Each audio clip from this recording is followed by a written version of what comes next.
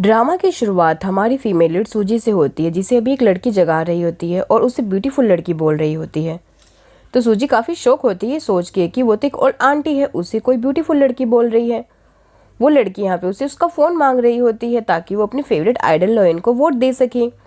सूजी शौक होती है कि लोयन का नाम सुन के कि वो तो 20 साल पहले की फेमस आइडल थी, क्योंकि अभी उसका परफॉर्मेंस टीवी में चल रहा होता है। तो सूजी को शौक लग रहा होता है कि वो तो 2005 में आ चुकी है। वो समझ जाती है कि वो रीबोर्न हो चुकी है। फिर हमें फ्लैशबैक में दिखाते हैं कि सूजी असल में बहुत ही ओल्ड हो चुकी थी और उसने जो भी फैमिली बिजनेस अपनी मेहनत के दम पे इतने सालों में ग्रो कर रही थी, वो उसके बेटे की वजह से बर्बाद हो जाता है। उसका हाउस कीपर आके उसे बैड न्यूज़ सुना रहा होता है कि उन लोगों की जो लास्ट फैक्ट्री बची थी वह भी उसके बेटे ने बेच दिया है। अपनी एक्स गर्लफ्रेंड के कहने पर वो लड़की उसके सारे पैसे लूट के भाग गई है। हाउसकीपर बता रहा होता है इसलिए आपका बेटा चैन आपको देखने के लिए बहुत एम्बैरेस फील कर रहा है, इसलिए वो जा रहा है अपनी जान देने। ये बात सुन के वो शौक होती है और बीमार हो जाती है। इस तरीके से उसकी मौत होती है। फ्लैशबैक खत्म होता है और सूजी ये सोच लेती है कि उसका बेटा कोई काम का नहीं था, इसलिए वो अपना यूथ वेस्ट नहीं करेगी और वह उसे पैदा ही नहीं करेगी। फिर वापस से सोचने लगती है कि वो 2005 में रिबॉर्न हुई है, इसका मतलब उसका बेटा अभी 18 ईयर का होगा। तभी वो देखती है कि उसका बेटा बोर्ड गेम खेल रहा था। वो बहुत ज़्यादा गुस्सा हो जाती है, उसके पास जाकर चिल्लाने लगती है कि वो स्कूल स्किप करके यहाँ पर गेम खेलने आया हुआ है। तो वो कहता है तुम हो कौन आखिर, मुझे क्यों तंग कर रही हो। सूजी चिल्लाती है कि अब तुम मुझे ना पहचानने का नाटक कर रहे हो।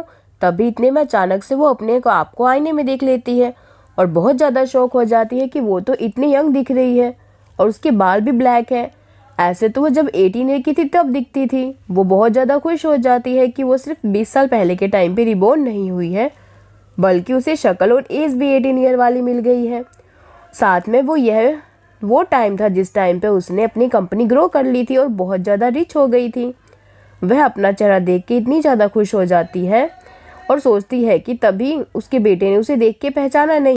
चैन जिन लड़कों के साथ यहाँ पे गेम खेलने के लिए आया होता है वो उसे कहने लगते हैं कि लगता है ब्यूटीफुल लड़की तेरा अटेंशन पाने के लिए ये सब कर रही थी।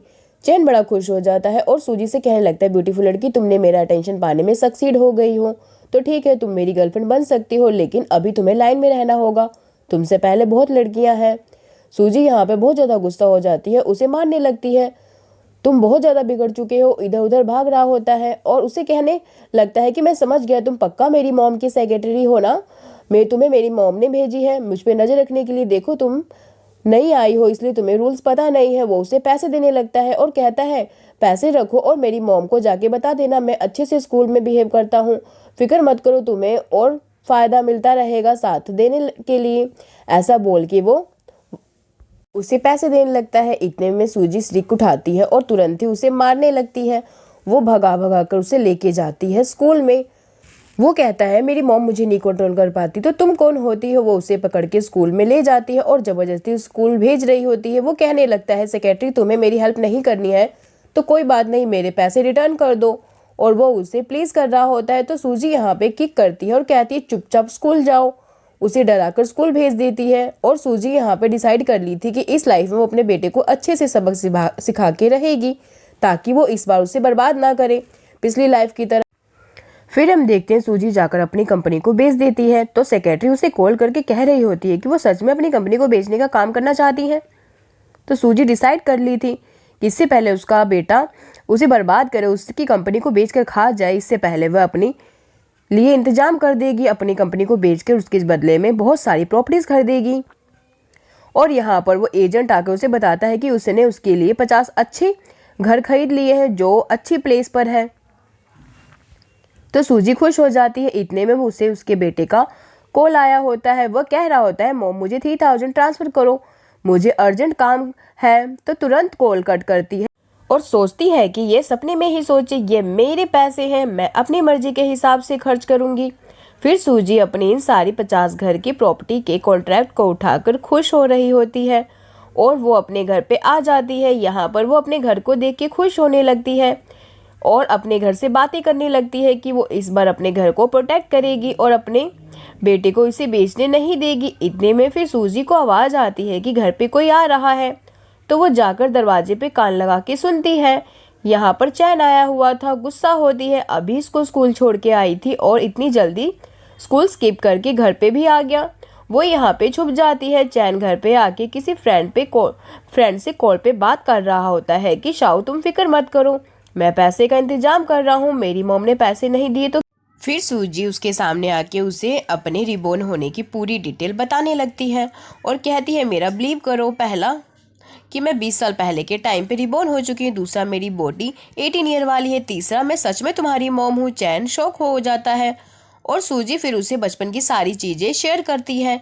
वो पहला तो वो बताती है कि पैदा होते ही उसके वाइट हेयर हैं और बचपन से ही उसे इस बात का बहुत बुरा लगता है कि वो अपने सारे फ्रेंड लोगों से अलग क्यों है, और दूसरा उसे पीनट से एलर्जी है। पीनट खाने से उसकी पूरी बॉडी पे रैशेज हो जाते हैं और वो उसकी नापसंद वाली वेजिटेबल के बारे में ही बताती है और कहती है कि तुम्हें नूडल्स में ज़्यादा विनेगर डाल के खाना पसंद है। अब बताओ अगर मैं तुम्हारी मॉम ना होती तो मुझे ये सारी चीज़ें कैसे पता होती। तो वो कहता है तुम मेरी मॉम नहीं हो सकती हो, मेरी मॉम तो मुझे समझती ही नहीं है, मेरी मॉम की नज़रों में सिर्फ काम काम काम है। और वो इवन पेरेंट टीचर मीटिंग में भी वो अपनी सेक्रेटरी को भेजती हैं, पूरे साल बस काम करती रहती हैं। इवन मेरे साथ वो ठीक से खाना भी नहीं खाती हैं, तो आखिर उन्हें ये क्या पता हो कि मुझे नूडल्स में विनेगर डाल के खाना पसंद है। तो सूजी उसे कहने लगती है मैं इतना काम इसलिए करती थी क्योंकि मैं तुम्हें एक अच्छा फ्यूचर देना चाहती थी। चैन कहता है ऐसी बात है तो बताओ फ्यूचर में क्या मैं खुश रहने वाला हूँ। तो यह सुनकर वो चुप हो जाती है और याद करने लगती है कि उसके हाउसकीपर ने बताया था कि कैसे उसकी एक्स गर्लफ्रेंड उसे लूटकर भाग गई थी और वो इतना एम्बैरेस हो गया था कि उसने अपनी मॉम को बर्बाद कर दिया, इसलिए वो अपनी जान दे देने चला था। सूजी यहाँ पर चैन को कुछ नहीं कह पाती है। वह कहता है कि मुझे पता था, ये सब आखिर सच कैसे हो सकता है, तुम मुझसे मजाक कर रही हो। सूजी कहती है मेरे पास क्या कोई रीज़न है तुम्हें झूठ बोलने का, अगर तुम रोज क्लास स्किप करोगे तो पढ़ाई नहीं करोगे, बस लड़कीबाजी करोगे, तो तुम्हें क्या लगता है तुम्हारी मॉम से ज़्यादा किसको इस बात का फ़र्क पड़ेगा। फिर सूजी जाकर पुराना एल्बम उठाकर लाती है और उसे अपना यंग टाइम वाली फ़ोटो दिखाती है। तो चैन फ़ोटो देखकर शौक होता है कि तुम तो बिल्कुल मेरी मॉम की यंग टाइम वाली फ़ोटो जैसी दिख रही हो। तो वो कहता है कि तो तुम बिलीव हुआ कि मैं तुम्हारी मॉम हूँ। यहाँ पर चैन शौक होकर और भी फोटो अच्छे से देख रहा होता है, तभी उसे इतने में चैन को यहाँ पे सूजी के साथ एक लड़के की फोटो मिलती है जिसमें वो उसे हक करके खड़ी होती है, पर उसे का मुंह नहीं दिख पाता है क्योंकि उसे स्क्रैच कर दी थी। सूजी जल्दी से फोटो ले लेती है। चैन कहता है पक्का मेरे डैड होंगे ना। फिर हम हमारे मेन लीड जू को देखते हैं जिसे अभी होश आया होता है और वह देखता है कि वो 2005 में है, तो वो शौक हो जाता है कि वो रिबॉर्न हो गया है। यहाँ पे सूजी चैन से कह देती है कि तुम उस बंदे का नाम मेरे सामने मत लो, वो एक स्कम बैग है और कुछ नहीं। फिर चैन यहाँ पे सूजी की फैक्ट्री वाली फोटो देख लेता है और कहता है कि मॉम क्या आप इतनी यंग एज से फैक्ट्री में काम करने लग गई थी।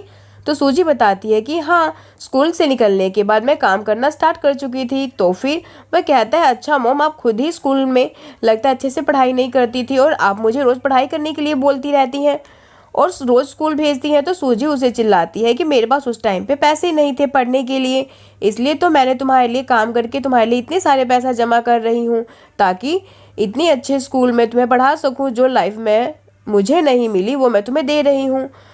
तो फिर चैन बताने लगता है कि स्कूल में रोज़ यही सुनने को मिलता है कि उसके पास डैड नहीं है, ना ही कोई मॉम है उसे तमीज़ सिखाने के लिए, इसलिए वो एक ट्रैश बन चुका है। यह बताकर कहता है कि बताओ आपको ऐसा सुनने को मिले तो क्या आप स्कूल जाना पसंद करेंगी। तो सूजी ये सब सुन के शौक होती है और कहती है कि तुम्हें ये सब सुनने को मिलता है। फिर वो कहता है वैसे भी आपको इन सब चीज़ों से क्या फ़र्क पड़ता है, आपको ये बताने का कोई फ़ायदा नहीं है, मैं स्कूल जा रहा हूँ। वो उसे रोकती है और उसे छुपाए हुए 3000 रुपीज़ देती है और कहती है ये उस क्लासमेट के लिए मॉम के ट्रीटमेंट के लिए, उसे दे देना। चैन कहता है मॉम आपने सारी बातें सुन ली थी। सूजी कहती है हाँ, लेकिन ये बताओ कि आखिर शाऊ कौन है। तो चैन बताता है कि वो मेरा बेस्ट फ्रेंड है। फिर चैन खुश होकर यहाँ से स्कूल जाने के लिए निकलता है और सूजी फिर बुरा लग रहा होता है, उसे स्कूल में ये सब सुनने को मिलता है। सूजी को गुस्सा आता है, वो उन सभी की हिम्मत कैसे हुई मेरे बेटे के बारे में ऐसा बोलने की, उसके पास कोई मॉम नहीं है, डैड नहीं है उसका ध्यान रखने के लिए। फिर सूजी इसके बाद यहाँ पे स्कूल पढ़ने के लिए पहुँच जाती है और टीचर के साथ वो जब अपनी क्लास के लिए जा रही होती है तो सारे स्टूडेंट देखकर कहते हैं कि ये ब्यूटीफुल लड़की कौन है। सूजी तो खुश होती है कि उसे स्कूल से ड्रॉप आउट होने के बाद कभी नहीं सोची थी कि उसे वापस से हाई स्कूल जाने का मौका मिलेगा। सूजी खुश हो रही होती है कि अब तो वो इतनी लकी हो चुकी है कि वो कॉलेज भी जाने वाली है। फिर यहाँ पर वो अंदर चैन को देखने लगती है और सोचती है कि अब वो उसकी सारी प्रॉब्लम ठीक करेगी। और फिर टीचर यहाँ पे सूजी को उसकी क्लास में लेकर आती है, जो कोई और नहीं बल्कि चैन की क्लास होती है। फिर वो शौक होती है और कहता है कि मॉम आखिर आप यहाँ क्या कर रही हो। सूजी कहती है अब मैं 18 ईयर की हो चुकी हूँ, तो यही बेस्ट एज है ना हाई स्कूल पढ़ने का। वैसे तो तुम 18 ईयर की हो, मैं भी 18 ईयर की हूँ, ये नॉर्मल नहीं है क्या? तो बताओ कोई प्रॉब्लम है तुम्हें इससे? वो डर के मारे कुछ नहीं बोलता है। मॉम मुझे क्या प्रॉब्लम होगी? सूजी के आगे वाली डेस्क पे जो लड़की बैठी होती है वो इन लोगों पर नजर रखी होती है और वो सूजी से कहने लगती है कि मैं इस क्लास की मॉनिटर हूँ, टीचर ने कहा है कि मैं तुम्हें पूरा स्कूल घुमा दूँ, चलो मेरे साथ। तो सूजी इस लड़की को देखकर सोचने लगती है मैंने इसे कहीं देखा है, और वो जानी पहचानी सी लग रही होती है। चैन भी बड़ा स्माइल कर रहा होता है। फिर सूजी जैसे ही इस लड़की के साथ क्लास से बाहर आती है तो वो लड़की बताने लगती है कि तुम्हारा डेस्कमेट से तुम दूर रहना, वो बिल्कुल भी अच्छा लड़का नहीं है। पिछली बार जो लड़की थी उसके साथ बैठी थी वो उसको हैरेस करने की कोशिश की है। फिर सूजी यहाँ सबके सामने आकर क्लास में पूछने लगती है चैन से कि उसने ऐसा किया है। ये सुनते ही वो लड़की शॉक होती है कि तो सबके सामने उससे पूछ रही है।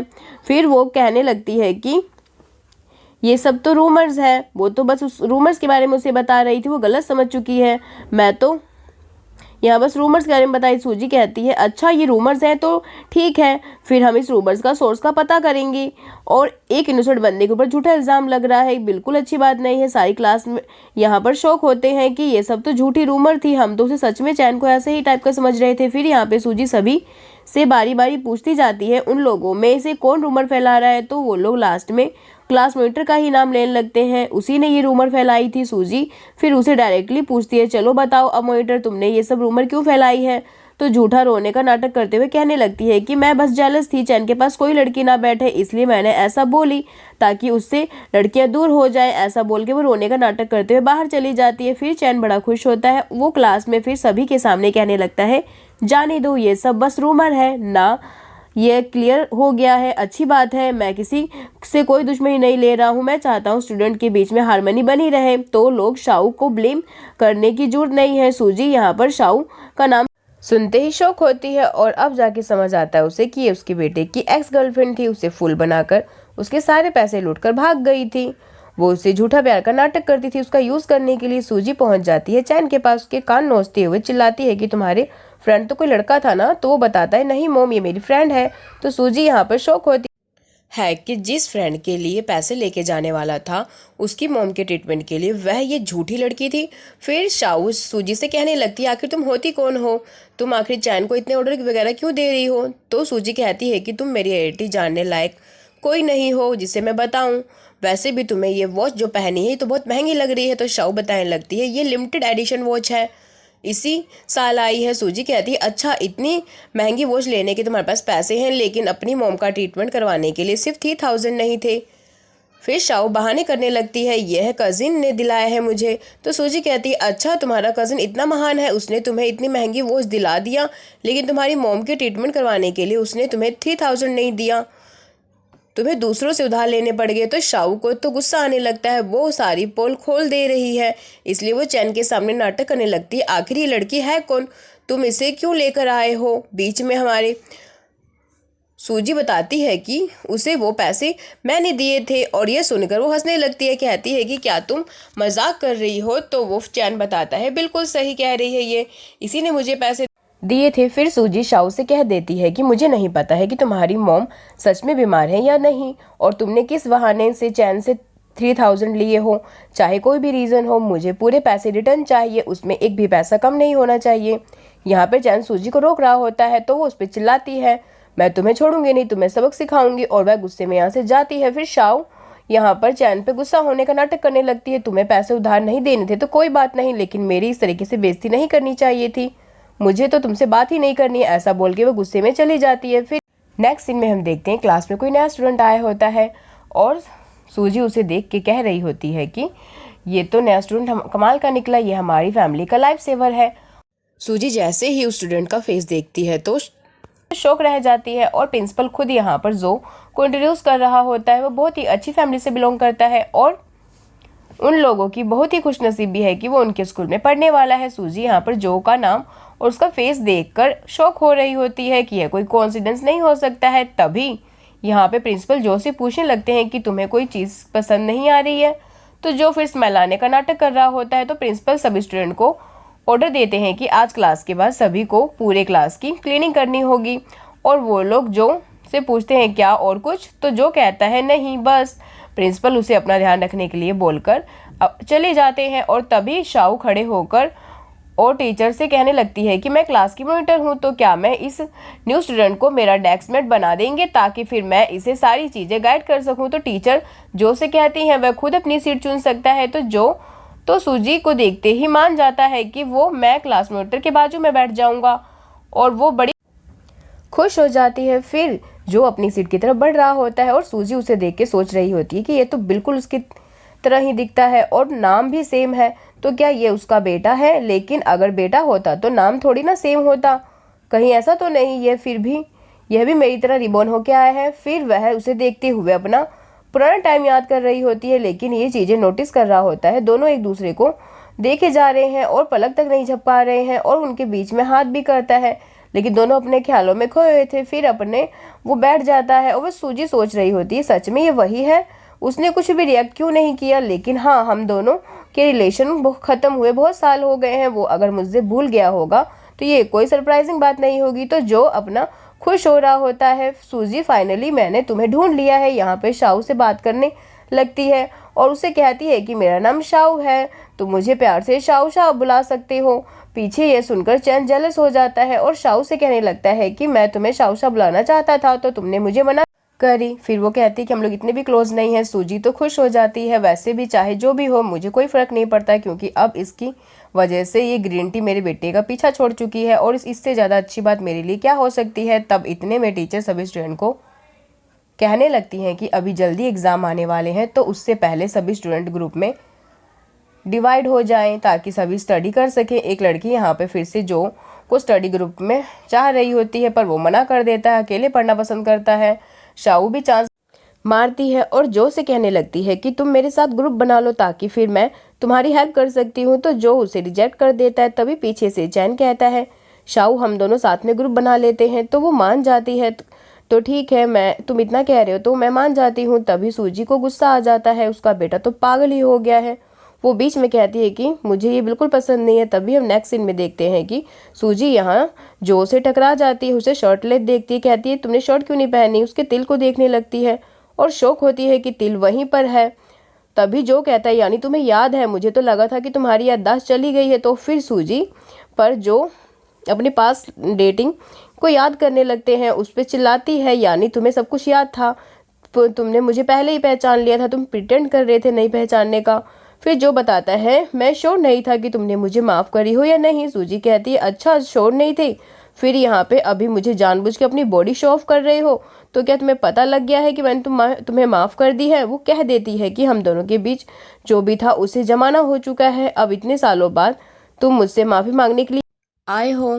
तभी इतने में यहाँ चैन आ जाता है, वो जो को तुरंत ही चिल्लाने लगता है कि तुम आखिर कैसे लड़के हो, ऐसे पावर जैसा क्यों बिहेव कर रहे हो किसी लड़की के सामने अपनी बॉडी शो ऑफ करते हुए, ये कैसी गंदी हरकत है, तुमने अपने आप को क्या समझा हुआ है। तो जो कह देता है कि तुम्हें मेरे और सूजी के रिलेशन के बीच में बोलने की जरूरत नहीं है, और तुम बताओ तुम हर वक्त सूजी के आसपास क्यों घूमते रहते हो, आखिर तुम दोनों में क्या रिलेशन है। तो चैन भी कह देता है कि हमारे बीच में क्या रिलेशन है, इसमें तो तुम्हारा कोई मतलब नहीं है। सूजी इन दोनों को झगड़ा करने से रोकती है और कहती है कि तुम मेरे साथ चलो लाइब्रेरी क्लीन करने के लिए। यहाँ पर चैन सूजी से रास्ते में पूछ रहा होता है कि मोम क्या आपने पहले कभी जो को देखा है, क्योंकि वो मुझे जाने पहचाना सा लगता है, ऐसा लगता है कि मेरे से ज़्यादा वो आपको जानता है। तो सूजी उसे के फेस पे टच करती है और मन में सोच रही होती है कि तुमने तो उसे देखा नहीं, बल्कि तुम तो पूरे की पूरे उसकी तरह ही हो, तुम्हारी नाक मुंह सेम उसकी तरह ही है। फिर हम फ्लैशबैक में दिखाते हैं कि सूजी जब प्रेग्नेंट हो गई थी तो डॉक्टर उसे बताई थी कि तुम सच में अपना बेबी अबॉर्ट करना चाहती हो। तो फिर वो उस वक्त डिसीजन लेती है कि आप बस मुझे एक फेक अबॉर्शन रिपोर्ट बनवाने में मदद कर दो, और वह जो तक उसी झूठी रिपोर्ट को पहुंचा देती है कि बच्चा अब नहीं रहा। जो यह जानकर बहुत ज़्यादा शौक होता है और अपने असिस्टेंट को सूजी के बारे में पता करने के लिए बोलता है। फ्लैशबैक खत्म होता है और जो सोच रहा होता है कि उसने सूजी के बारे में कितना कुछ पता लगाने की कोशिश किया था, पर मुझे कोई न्यूज़ नहीं मिली। उन दोनों को वापस किस्मत एक करी है, तो सूजी को अब नहीं खो सकता है। नेक्स्ट सीन में हम देखते हैं फुटबॉल मैच चल रहा होता है। सूजी यहाँ चैन का ख्याल रख रही होती है, इससे पहले वो पानी पीने के लिए देती है, फिर उसका स्वेट वगैरह भी साफ करती है। तो वो ये सब देखकर जो जेलस हो होता है, वो सोचता है कि आखिर चैन में ऐसा क्या है कि वो उसे इतना प्रोटेक्ट कर रही है। वो देख रही होती है और सोच जो प्रिंसिपल को चैन का पूरा रिकॉर्ड इन्फॉर्मेशन मांगता है, तो वो तुरंत ही फाइल ला के सामने रख देता है। और जब यहाँ पर जो उस फाइल को पढ़ता है, तो उसमें चैन की मॉम की जगह सूजी का नाम पढ़कर लेता है और शॉक हो जाता है। फिर हम देखते हैं यहाँ पर सूजी और चैन बीच रास्ते में बैठ गया होता है और जिद करने लगता है कि मॉम, मैं किसी और स्कूल में ट्रांसफ़र नहीं लूँगा। मैं शाओ की वजह से ऐसा नहीं कह रहा हूँ, बल्कि मेरे स्कूल में और भी फ्रेंड्स हैं, तो उन्हें छोड़कर मैं कहीं नहीं जाऊंगा। सूजी मन में सोचती है कि मुझे भी अपने बच्चे को दूसरे एनवायरनमेंट में डालने का शौक नहीं है, लेकिन मैं नहीं चाहती कि पिछली मिस्टेक वापस से रिपीट हो। फिर हम देखते हैं चैन कहता है कि मॉम, मैं बहुत अच्छे मार्क्स लाऊंगा। तो सूजी मान जाती है। मॉम इतनी जल्दी मान गई, वो शौक हो जाता है। अगर मुझे पता होता तो मैं सिर्फ 50 रैंक ही आगे बोलता। फिर सूजी जब स्कूल में आई होती है, तो चैन उसे अचानक से खींचता है अकेले में बात करने के लिए और उसे कहता है, मुझे पता लग गया है कि तुम यहाँ पे क्यों आई हो, अपने बेटे चैन के लिए ना। तो सूजी शौक हो जाती है, जो उसे कहने लगता है कि मैंने उसकी फाइल में तुम्हारा नाम और बर्थ डेट भी पढ़ा हूँ, जिसके हिसाब से वह पैदा हुआ था जब हमारा ब्रेकअप को 6 महीने हो गए थे, यानी तुम्हें कोई दूसरा प्यार मिल गया है। क्या तुम्हारे अंदर दिल नहीं है? सूजी मन में सोच रही होती है कि मैं तो पहले से ही बहुत चालाक थी, मैंने पहले ही फेक चैन की बर्थ सर्टिफिकेट बनवाई थी 6 महीने बाद की। सूजी चैन से कह देती है कि हमारा ब्रेकअप हुए बहुत दिन हो गए हैं, अब तुम हमारे बीच में मत आओ। ऊपर से उसकी फाइल में भी डैड का नाम नहीं लिखा हुआ था। सूजी से चिल्ला देती है कि तुम्हें इससे कोई मतलब नहीं होना चाहिए, और सोचती है कि मुझे पता लग गया था कि मेरा बेटा इतना प्यार में पागल क्यों है, क्योंकि उसका डैड भी इसी तरह का था। और एक लड़की जो को प्रपोज कर रही थी, वो उसे इग्नोर करते हुए चली जाती है। फिर नेक्स्ट सीन में यहाँ पे जब टीचर पढ़ा रही होती है, चैन टीचर से कोई मैथ का क्वेश्चन वापस से सॉल्व करने के लिए बोल रहा होता है। तो टीचर यहाँ पे उसे सजेस्ट करती हैं कि उन लोगों में जो भी स्टडी ग्रुप बनाए हैं, उसके हिसाब से बाकी ग्रुप मेंबर से हेल्प ले सकते हैं। और टीचर कहती हैं कि देखो जो कितना अच्छा स्टूडेंट है, तो उससे ही हेल्प ले लो। यहाँ पर चैन बाथरूम में भी पढ़ रहा होता है और कहता है, मुझे परेशान मत करो, अगर नेक्स्ट एग्जाम में मैंने 100 रैंक ऊपर मार्क्स नहीं लाए तो मेरी मॉम मेरे स्कूल का ट्रांसफ़र करवा देंगी, और मैं यहाँ से नहीं जाना चाहता हूँ। तो भी जो इसे सुन लेता है आते हुए और सोचता है कि अगर इसका स्कूल में ट्रांसफ़र करना पड़ गया तो सूजी भी यहाँ से चली जाएगी इसके साथ, मैं ऐसा होने नहीं दे सकता हूँ। फिर जैसे ही वॉशरूम से यहाँ लाइब्रेरी में आता है, तो जो से कहता है कि तुम मेरी जगह पे क्यों बैठे हो। तो जो यहाँ पे उसे समझा देता है कि आधे घंटे में तुम्हारा ये मैथ का टेस्ट कंप्लीट होना चाहिए। कहता है कि तुम्हारी बात क्यों सुनूं। तो जो उसे ज़बरदस्ती पढ़ने के लिए कह देता है और उससे कहता है, नेक्स्ट एग्जाम में मैं तुम्हारे 100 रैंक ऊपर दिलवा के रहेगा। तो चैन फिर पढ़ने बैठ जाता है और कहता है कि तुमने कहा था कि जो स्मार्ट नहीं होते तुम उनको नहीं पढ़ाते हो। जो कहता है, अच्छी बात है, तुम्हें ये याद है, देखो मैं तुम्हें बता दूं कि तुम्हारे पास 29 मिनट है और ये पूरा कंप्लीट करना होगा तुम्हें। फिर यहाँ पे सूजी देखती है कि जो यहाँ पे पढ़ रहा है इतनी देर से वो दिखाई नहीं दिया और कहाँ गया। वह तुरंत उसे कॉल करके पूछती है। वो बताता है कि जो के साथ पार्क में आया हूँ। यह सुन के सूजी शौक होती है। फिर वो भी वहाँ पहुँच जाती है और सूजी कहती है कि यहाँ क्या कर रहे हो। फिर वो बताता है कि वो यहाँ पर स्टडी कर रहा था। सूजी चैन से पूछने लगती है कि तुम लोग क्या बातें करी। फिर वो अपनी स्टडी रिलेटेड बहुत सारी अलग अलग टॉपिक बता देता है। तो सूजी कहती है कि तुमने सिर्फ स्टडी की बातें करी। तो चैन उससे कहता है कि हाँ मॉम, क्या करेंगे। सूजी फिर खुश होती है, अच्छा हुआ कोई और बात नहीं की। तभी चैन कहता है, वैसे मॉम ये इसकी तारीफ तो करनी पड़ेगी, रूट कितना भी हो लेकिन पढ़ाता बहुत अच्छा है, मुझे इसका समझाया हुआ बहुत अच्छे से समझ आ रहा है। तो सूजी उसको देखती है और टेस्ट पेपर चेक करने में लगा होता है। इससे वो कहती है कि चलो मेरे साथ, और तुम्हें उससे बात करने की जरूरत नहीं है। सूजी कह देती है कि कोई रीज़न नहीं है, तुम बस चलो। वो कहता है कि मॉम मैं समझ गया, आप जानबूझ के मुझे पढ़ाई करने से रोक रही हैं ताकि मेरे मार्क्स कम आए और मैं हार जाऊँ, फिर मेरा आप ट्रांसफ़र करवा दो, मैं आपकी बात नहीं सुनने वाला। और वह जल्दी से जो के पास जाकर पढ़ने के लिए बैठ जाता है। तो जो यहाँ पे सूजी भी फिर इन लोगों के सामने खड़ी होती है। जो सूजी को देख के खुश होने लगता है। फिर सूजी कह देती है कि तुम पढ़ा रहे हो ना तो पढ़ाओ। तो वो पढ़ाई कराता है। जो कहता है कि मुझे भूख लगी है, चिकन फ्राई खाने हैं। तो सूजी कहती है तुम वेट करो, मैं लेके आती हूँ। जो कहता है मैं भी साथ चलता हूँ। वो दोनों चैन को छोड़कर यहाँ पे लाइन में लग जाते हैं खरीदने के लिए। सूजी को समझाने लगती है कि तुम चैन से दूर रहो, मैं किसी को भी मेरे बेटे और मुझे हर्ट नहीं करने दूंगी। जो कह देता है कि मैं तुम्हें और तुम्हारे बेटे को कभी हर्ट नहीं कर सकता। सूजी कहती है अगर मैंने अपनी लाइफ में कोई भी स्टूपिड काम करी है तो वो तुम्हारी बातों पे बिलीव करना है। तभी बीच में चैन आ जाता है और कहने लगता है कि आखिर आप लोग क्या बातें कर रहे हो। तो जो कहता है कि मैं सूजी से कह रहा था कि फ्रेंच फ्राइज बिना केचप के ज़्यादा अच्छी लगती है। तो चैन कहता है कितना बड़ा कोइंसिडेंस है, तुम्हारा और मेरा टेस्ट सेम है। और फिर दोनों एक दूसरे को अपनी पसंद और खाने के बारे में बताने लगते हैं। दोनों की चॉइसेस सेम होती हैं। तभी यहाँ पे सूजी इन लोगों को आगे बात करने से रोक देती है। कहती है तुम पढ़ाई करो और तुम अपना जॉब कंप्लीट करो। दोनों यहाँ पे चले जाते हैं पढ़ने के लिए और यह लोग जाने के बाद अपनी अपनी तारीफ़ें कर रहा होता है। आज मैंने पूरे 5 घंटे पढ़ाई करी, तुमने। फिर जो कहता है कि तुमने सिर्फ एक क्वेश्चन 5 घंटे तक सॉल्व किया है। तो सूजी और जो दोनों चैन के ऊपर हंस रहे होते हैं। चैन कहता है कि हर स्टूडेंट का पढ़ने का स्पीड अलग अलग होता है और वैसे भी गेम खेलने में तो मुझे कोई नहीं हरा सकता है, उसमें तो मैं तुम्हारा डैड हूँ। तो जो कहता है अच्छा ऐसी बात है तो फिर चलो खेल के देखते हैं, फिर पता लग जाएगा कौन किसका डैड है। फिर दोनों यहाँ पर वीडियो गेम खेलने पहुँच जाते हैं। सूजी उनको बस बैठ के देख रही होती है कि दोनों कितनी देर तक खेलते रहेंगे। फिर यहाँ पर जो कहता है कि अब तुम मुझे डैड बोलोगे। तभी सूजी आ जाती है और कहती है क्या डैड डैड चल रहा है, तुम दोनों चुप हो जाओ और घर चलो। तो चैन कह रहा होता है कि मॉम प्लीज़ कान छोड़ो और मुझे खेलने दो, वो वैसे भी कॉइन्स ख़त्म हो गए हैं। मांगने लगता है तो सूजी कह रही होती है कि अच्छी बात है, ख़त्म हो गए हैं तो घर चलना ही होगा। तभी जो यहाँ पर ढेर सारे कॉइन लेकर आ जाता है और कहता है हम लोग खेलेंगे। फिर दोनों इसी बात सुनते नहीं हैं और अपना खेलने लग जाते हैं। सूजी देख रही होती है कि एक और डैड और एक और बेटा दोनों ही एक जैसे हैं। और सूजी लेकिन पास टाइम को याद करके थोड़ा सा अपसेट हो जाती है, क्योंकि चैन जब छोटा था तभी वो बहुत ज़्यादा अपसेट रहता था कि उसके पास डैड नहीं है उसके साथ गेम्स खेलने के लिए।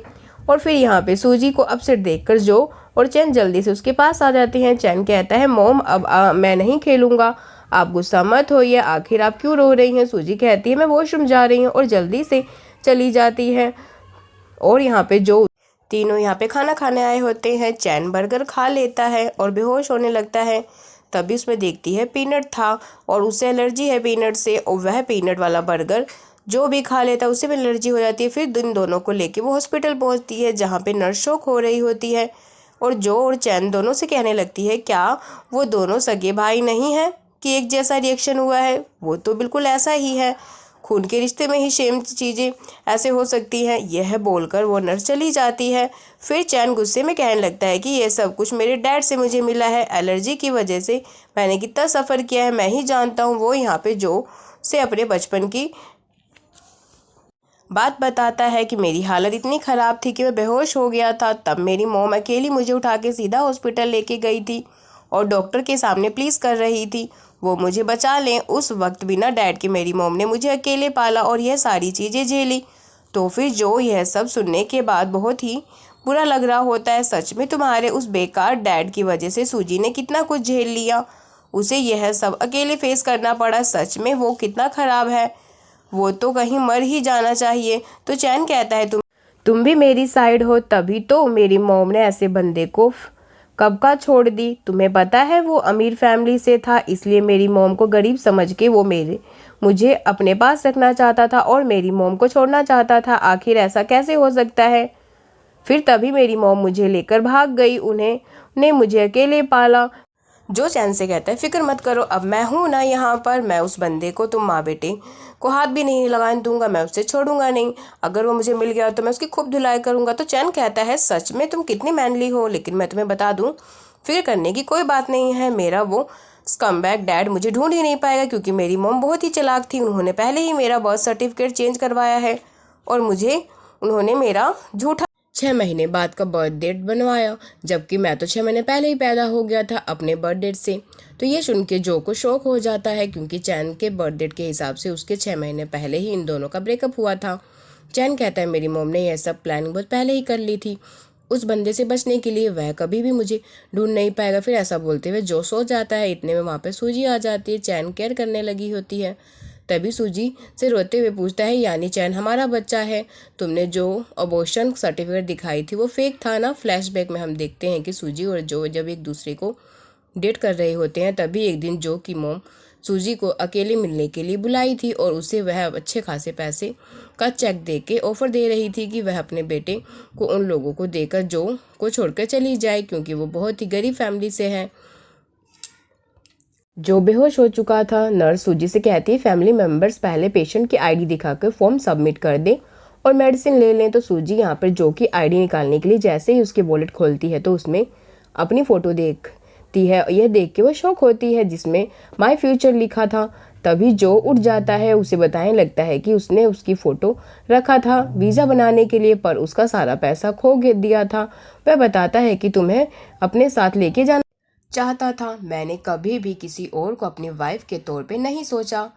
वह एंगेजमेंट तो मेरी मॉम ने तय की थी। तभी इतने में चैन की भी नींद खुल जाती है और वो दोनों से पूछ लेता है कि आप लोग क्या डिस्कस कर रहे हैं।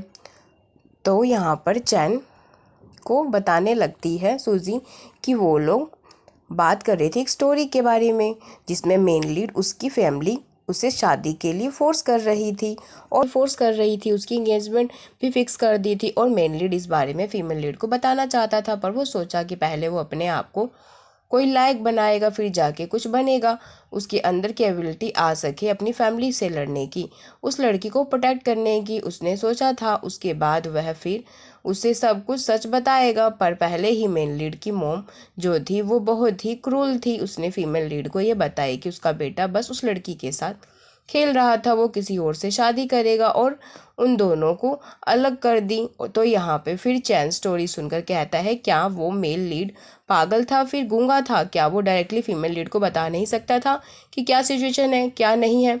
तो जो कहता है मेल लीड फीमेल लीड को प्रोटेक्ट करना चाहता था इसलिए उसने बोला कि तभी बीच में सूजी कहती है कि प्रोटेक्ट करना नहीं बोलते, इसे धोखा देना बोलते हैं। अगर उसने सच में फीमेल लीड के साथ अपनी लाइफ गुजारने का सोचा था तो वह उसे सच बताना चाहिए था दोनों सारी चीज़ें ताकि सही से कर सकें। और यहाँ पर वो उसकी मॉम सही कह रही थी, अगर मैं फीमेल लीड की जगह होती तो पक्का मैं उसके बच्चे को लेके भाग जाती और दूसरी शादी कर लेती, मज़े में अपनी लाइफ जीती और फीमेल लीड को सबक सिखाती, वो जिंदगी भर अकेले रहे। जो ये सुन के शौक होता है और पूछने लगता है कि बच्चे का क्या। तो चैन कहता है बच्चे का क्या, बच्चा तो माँ के साथ ही रहेगा। सूजी फिर कहती है सुन लिया तुमने ऑडियंस रिएक्शन, इसलिए ना मेन लीड को का नाम क्लीन करने की कोशिश करना छोड़ दो क्योंकि वो गलत ही है।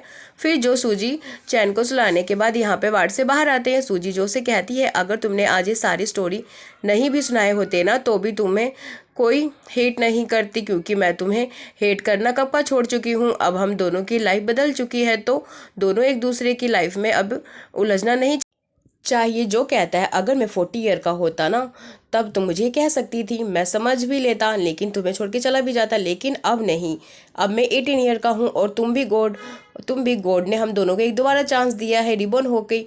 वो इसलिए क्योंकि हम दोनों जो पास्ट में सहे हैं वो कंटिन्यू ना करें और एक हो जाए, इसलिए अब मैं वापस से तुम्हें खोना नहीं चाहता हूँ। सूजी कहती है कि अपनी साइड से तुम तो रेडी हो, लेकिन क्या तुमने पूछा कि मैं तुमसे प्यार करती हूँ कि नहीं?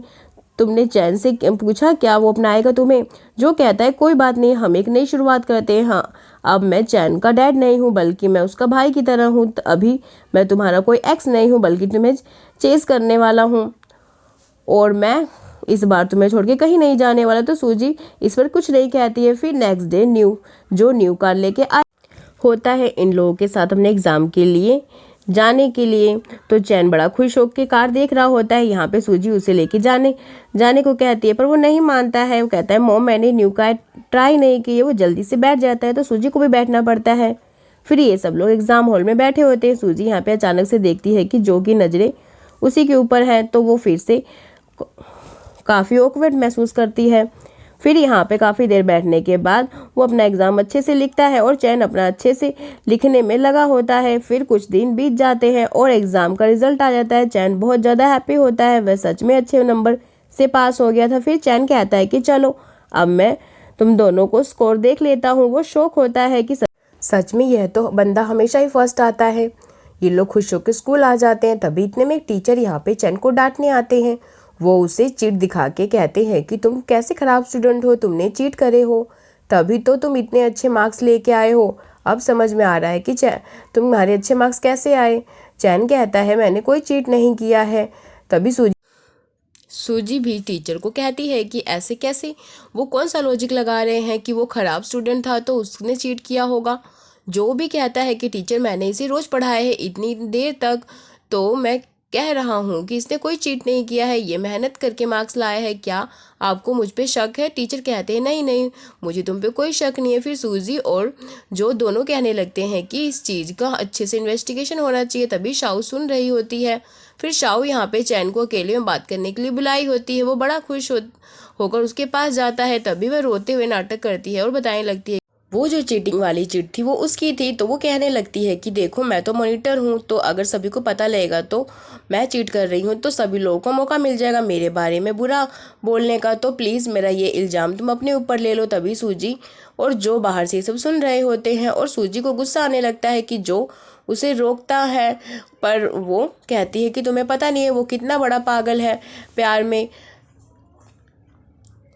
वो हमेशा शाओ की सारी बातें सुनता है, पर यहाँ पे चैन शाओ को इस चीज़ के लिए मना कर देता है कि मैं तुम्हारा इल्ज़ाम अपने ऊपर नहीं ले सकता हूँ। वो कहती है आखिर क्यों? चैन बताता है कि क्योंकि मार्क्स मेरे अकेले की नहीं है, जॉन ने इतना टाइम लगा कर मेरे साथ पढ़ाई की है, उसने मुझे इतना सिखाया, तभी है उसकी मेहनत है, उसे मैं धोखा नहीं दे सकता हूँ। मैंने पढ़ाई करके अच्छे मार्क्स लेके आया हूँ, इसलिए जो उसका साथ देने से मना कर देता है। तो बाहर से सूजी जो ये सुनकर खुश हो रहे होते हैं। फिर सूजी और जो टेरेस पे जाकर इस बारे में बात करते हैं। सूजी कहने लगती है कि मुझे लगा था कि मैं अपने बेटे को बहुत अच्छे से जानती हूँ, पर आज पता लगा कि वो तो बिल्कुल भी अलग नहीं है। जो कहता है कि क्योंकि तुम स्टूडेंट के पर्सपेक्टिव से उसे देख रही थी इसलिए तुम सोची ऐसा। सूजी कहती है कि मुझे समझ नहीं आ रहा कि तुम तो चैन को इतने टाइम से जानते भी नहीं हो और आखिर तुम उसके बारे में कैसे जान गए। वो कहता है कि मैं उसका डैड हूँ। तो सूजी यहाँ पर गुस्सा हो जाती है कि किसने कहा कि तुम उसकी डैड हो। वो वहाँ से चली जाती है। नेक्स्ट सीन में हम देखते हैं कि सूजी शाओ की पोल खोलने के लिए सभी को उसकी वॉइस रिकॉर्डिंग सुना देती है, जिसमें वो चैन को मना रही थी कि उसकी चीटिंग का इल्जाम अपने ऊपर ले ले। जिसमें वो खुद कह रही थी कि वो चीट वाला पेपर उसका है, क्योंकि उसे लग रहा था कि वो शायद अच्छे से एग्जाम नहीं दे पाएगी, इसलिए उसने चीट लेके गई थी। क्लास में सभी स्टूडेंट ये सुनकर शॉक हो जाते हैं। क्लास मॉनिटर चीटर निकली। फिर शाओ की तो सभी के सामने बेइज्जती हो जाती है और वो अभी भी चैन को अपना साथ देने के लिए कहने लगती है कि मैं तो महज मजाक कर रही थी ना, तुम सभी को बता दो। चैन कहता है कि तुम ये सब मुझे बोली थी और मैंने तुम्हारा साथ नहीं दिया। सूजी तो यह सुन के खुश हो जाती है, जो रोने लगता है, उसका दिल टूट चुका था। इसके बाद वो लोग यहाँ पे रेस्टोरेंट में डिनर के लिए गए होते हैं। यहाँ पे भी चैन रो रहा होता है, जो कहता है कि चलो अब रोना बंद करो। तो चैन रोते हुए कहता है आपको क्या पता, जब आपके साथ हार्ट ब्रेक होगा तो आपको पता चलेगा। तो जो कहता है तुम्हें क्या लगता है कि मेरा कभी दिल नहीं टूटा, मुझे तो एक लड़की ने डंप करके गई। तो चैन कहता है कि आखिर वो कौन ब्लाइंड लड़की थी जो तुम्हें डंप कर गई। तो सूजी यहाँ अपने बारे में सुनकर चैन पर चिल्लाती है क्या तुम बकवास करना बंद करोगे और खाना खाओगे। फिर चैन जो से पूछता है कि क्या तुम मुझे बताओगे जब तुम्हारा हार्ट ब्रेक हुआ था तुम इससे बाहर कैसे आए थे। जो काफ़ी रोने का नाटक करते हुए कह रहा होता है कि मैं हर दिन रोता रहता था और बहुत ज़्यादा उसकी याद में ड्रिंक करता रहता था। तो यहाँ चैन उसे हक करने जा रहा होता है, तो जो उसे दूर करता है और कहता है कि मैं आज तक उस लड़की को भूल नहीं पाया हूँ, और ऐसा जानबूझ के सूजी को देख के बोल रहा होता है। और सूजी उसके पास डिश रखती है और चैन यहाँ पर कहता है कि मैं समझ गया, मैं भी शाओ को नहीं भूलूंगा और उसे हमेशा याद रखूंगा। तो सूजी कहती है चुपचाप बैठ जाओ। तो जो उसे संभाल रहा होता है फिक्र मत करो, तुम्हारे इन मुश्किल दिनों में मैं हूं ना तुम्हारे साथ। वो उसे हक करके चुप करा रहा होता है। तभी चैन कहने लगता है कि कल एग्ज़ाम नहीं है तो क्या फिर हमें तुम्हारी कार में बैठकर स्कूल जाने को मिलेगा। तो चैन कहता है ऑफ कोर्स। और फिर नेक्स्ट डे ये तीनों कार में बैठकर स्कूल जाते हैं और स्टाइल मार रहे होते हैं। फिर हम देखते हैं कि ये सभी कैंटीन में होते हैं। तो शाओ इन लोगों से फ्रेंडशिप करने के लिए इनके पास आकर बैठ जाती है, पर यहाँ पर वो जो पर ध्यान देती है ना कि चैन पे। फिर वो बहुत ज़्यादा गुस्सा हो रही होती है। फिर स्पोर्ट्स के टाइम पे ही जब यहाँ पे चैन को चोट लग जाता है और उसका ट्रीटमेंट तुरंत ही करना रहता है, तो सूजी और जो डिसाइड करते हैं कि वो लोग तुरंत ही यहाँ पर उसका ट्रीटमेंट करेंगे। वो लोग कोई टेक्निक का यूज़ कर रहे थे उसकी चोट पे ऑयल लगा के मसाज देकर ठीक करने के लिए। बाहर शाओ इन तीनों की आवाज़ सुनकर अलग ही समझ जाती है, वो जल्दी से जाके रिकॉर्ड कर लेती है। फिर नेक्स्ट डे वो तीनों के बारे में झूठी इंटरनेट पे रूमर्स फैला देती है, जिसके बाद पूरे स्कूल में इस बारे में बातें होने लगती हैं कि यहाँ पे चैन यह सब कुछ बातें सुनता है और बहुत ज़्यादा गुस्सा आ जाता है उसे। वो लोग उसकी मॉम के बारे में कैसे बोल सकते हैं। इन लोगों को खूब पिटाई कर देता है और फाइटिंग के बाद प्रिंसिपल यहाँ पर उसे ऑफिस में बुलाते हैं और चिल्लाने लगते हैं उसका साथ देने। देने के लिए सूजी और जो भी आ जाते हैं। प्रिंसिपल तीनों को डांट रहे होते हैं, पेरेंट को बुलाने के लिए बोल रहे होते हैं, वो लोग स्कूल की इमेज खराब कर रहे हैं। यहाँ पे सूजी कहती है कि अब तो आप मेरे लोअर से ही बात करना। प्रिंसिपल को यकीन नहीं आता है, पर सूजी एक कॉल करने पर ही फेमस लॉयर यहाँ पे आ जाता है। उसके साइड केस लड़ने के लिए प्रिंसिपल शौक हो जाते हैं, इस लड़की की इतने बड़े कनेक्शन है। फिर यहाँ पे प्रिंसिपल को चिल्लाने के लिए उन लड़कों के डैड बहुत गुस्सा होते हैं, हमारे बेटे कैसे कैसे कोई हाथ लगा सकता है। प्रिंसिपल यहाँ पे कुछ नहीं कर रहे हैं, तो अपने बेटे के लिए यहाँ पे जो इन लोगों से निपटता है और कहता है कि फाइट उनके बेटे ने शुरू किया था और ये आदमी अलग अलग धमकी देने लग जाते हैं। तो जो सबको सबक सिखाने के लिए उनकी फैमिली को बैंकरप्ट करवा देने का धमकी देता है और लोगों को यकीन नहीं आ रहा होता है, तो जो तुरंत ही एक कॉल लगाता है। यहाँ पर इस बंदे को बैंकरप्ट की न्यूज़ आ जाती है, तो वो बहुत ज़्यादा डर जाते हैं तुरंत ही जो, और इन सभी से माफ़ी मांगकर अपने बेटे के साथ लेकर चले जाते हैं। प्रिंसिपल तो बड़ा शौक हो जाता है कि इन तीनों के कुछ ज़्यादा ही अच्छे कनेक्शन है। फिर वो बहुत ही तमीज़ से अच्छे से इन लोगों से बात करने लगता है। सूजी कहती है कि हमारे बारे में जिसने भी झूठी रूमर्स फैलाई है ना, उसके लिए इंसाफ चाहिए। प्रिंसिपल कहते हैं इस बारे में इन्वेस्टिगेट करने के लिए पूरा साथ देंगे। फिर ये लोग क्लास में आ जाते हैं। सूजी शाहू पर यहाँ सवाल करने लगती है कि उसे पूरा शक है कि उसने ही सारी रूमर्स फैलाई है। वो मान लेती है, कहती है कि हाँ, सभी रिकॉर्डिंग सबको सुना देती है और कहती है कि आप लोग सुन लो, ये तीनों सच में कैसे हैं। तभी यहाँ पे चैन अपनी पैंट निकाल के सबको चोट दिखा देता है, देख लो उस दिन मेरे साथ ये चोट लग गई थी और जोर सूजी मेरी हेल्प कर रहे थे ट्रीट करने में। यहाँ पर फिर सभी को असलियत का पता लग जाता है, शाहू कितनी बड़ी झूठी है। फिर प्रिंसिपल शाहू से कह देते हैं कि अब उसे स्कूल से निकाला जा रहा है। इसके बाद यह प्रॉब्लम सॉल्व हो जाती है और ये लोग अपने स्कूल की अच्छी लाइफ स्पेंड कर रहे होते हैं। यहाँ पर जो और सूजी की नज़दीकियाँ बढ़ते हुए देखकर चैन शौक होता है क्योंकि बीच में क्या चल रहा है। अकेले बात करने के लिए जाता है, उसे कहता है कि तुम सूजी को पसंद करने लग गए हो। जो कहता है हाँ, तुम्हें अभी तक पता नहीं चला क्या? तो चैन कहता है कि मैं तुम्हें एक सीक्रेट बताता हूँ कि सूजी मेरी मॉम है। तो जो कहता है कि मुझे पहले से पता है। तो चैन कहता है क्या तुम पागल हो गए हो? जो कहता है मैं तुम्हें एक और सीक्रेट बताता हूँ कि मैं तुम्हारा डैड हूँ, मतलब रियल डैड। तो ये सुनकर चैन तो और भी ज़्यादा शौक हो जाता है। फिर रात में सूजी चैन को आवाज़ दे रही होती है फ्रूट खाने के लिए, तो वो नहीं आ रहा होता है और रूम में अपने आप को लॉक कर लेता है। तो सूजी सब कुछ जान जाती है, जो पे चिल्लाने लगती है ये तुमने क्या कर दिया है। अगर उसने कुछ अपने आप को हर्ट कर लिया तो जो माफ़ी मांगने लगता है, उसने सोचा नहीं था कि ऐसा होगा। फिर जो सूजी को मनाने की कोशिश कर रहा होता है, सूजी गुस्सा में फाइनली शांत हो जाता है। दोनों एक साथ किस करने जा रहे थे, तभी इतने में चैन रूम से बाहर आता है, कहने लगता है कि मेरा गुस्सा शांत हो गया है। तभी इन दोनों को ऐसे देख लेता है, उसे देख के वो जल्दी से वो दोनों दूर हो जाते हैं। चैन रोते हुए वापस अपने रूम में चला जाता है। नेक्स्ट डे ये लोग स्कूल जाने के लिए निकल रहे होते हैं। चैन घर के कपड़े पहनकर कहता है कि आज मैं स्कूल नहीं जाऊंगा, मैं बहुत ज़्यादा गुस्सा हूँ। तो वो लोग कहते हैं ठीक है, आज हम भी छुट्टी मनाएंगे। और फिर ये लोग पूरा दिन घूमने जाते हैं और बहुत ज़्यादा घूमकर फायरवर्क्स देख के एंजॉय करते हैं। चैन काफ़ी खुश होता है, कहने लगता है मॉम डैड अब आप दोनों मेरे साथ हो, मैं बहुत खुश हूँ। मैं चाहता हूँ कि हमारी पूरी फैमिली हमेशा ऐसे ही साथ और हैप्पी रहे। मैं चाहता हूँ कि छुट्टी वाले दिन रोज रहे। सूजी उसे डांटती है कि स्कूल तो जाना ही पड़ेगा। फिर फाइनली स्कूल डेज ख़त्म हो जाते हैं और कॉलेज एंट्रेंस एग्जामिनेशन के लिए इन लोगों को कुछ 100 से भी ज़्यादा दिन की छुट्टी मिल जाती है। और फिर जो चैन सूजी एक साथ रहने के लिए आ जाते हैं, तीनों साथ में मिलकर पढ़ाई कर रहे होते हैं, यानी जो और सूजी चैन को पढ़ा रहे होते हैं। फिर कॉलेज एंट्रेंस वाले दिन दोनों चैन को यहाँ पर गुड लक विश करके पेरेंट्स की तरफ बाहर इंतजार कर रहे होते हैं। और फिर चैन बाहर आता है और बताता है कि उसका एग्ज़ाम बहुत अच्छा हुआ। दोनों बहुत खुश होते हैं। फिर फाइनली यूनिवर्सिटी के एडमिशन के टिकट भी आ जाती है और चैन को तो यूनिवर्सिटी में एडमिशन मिल गया होता है, जो कि पूरी सिटी का नंबर 1 यूनिवर्सिटी है। जो और सूजी ने जानबूझ के उससे 2nd नंबर वाली यूनिवर्सिटी में एडमिशन के लिए अप्लाई किए होते हैं ताकि वो दोनों चैन के साथ सेम यूनिवर्सिटी में जा सके। ये लोग यहाँ पे शौक हो जाते हैं कि वो लोगों ने चेंज कर लिए और उल्टा चैन का ही नंबर 1 यूनिवर्सिटी में एडमिशन हो गया। फिर हम देखते हैं कि स्कूल का यहाँ पे प्रोग्राम चल रहा होता है और प्रिंसिपल बड़े खुश होकर यहाँ पे अनाउंस कर रहे होते हैं कि स्कूल का जो सबसे शरारती लड़का था चैन, वो इतनी अच्छी यूनिवर्सिटी में एडमिशन ले चुका है और बड़े प्राउड के साथ यह चीज़ बताना चाह रहे थे। पर यहाँ पर चैन कहने लगता है कि मैं सोच रहा हूँ कि मुझे इतनी अच्छी यूनिवर्सिटी में नहीं जाना।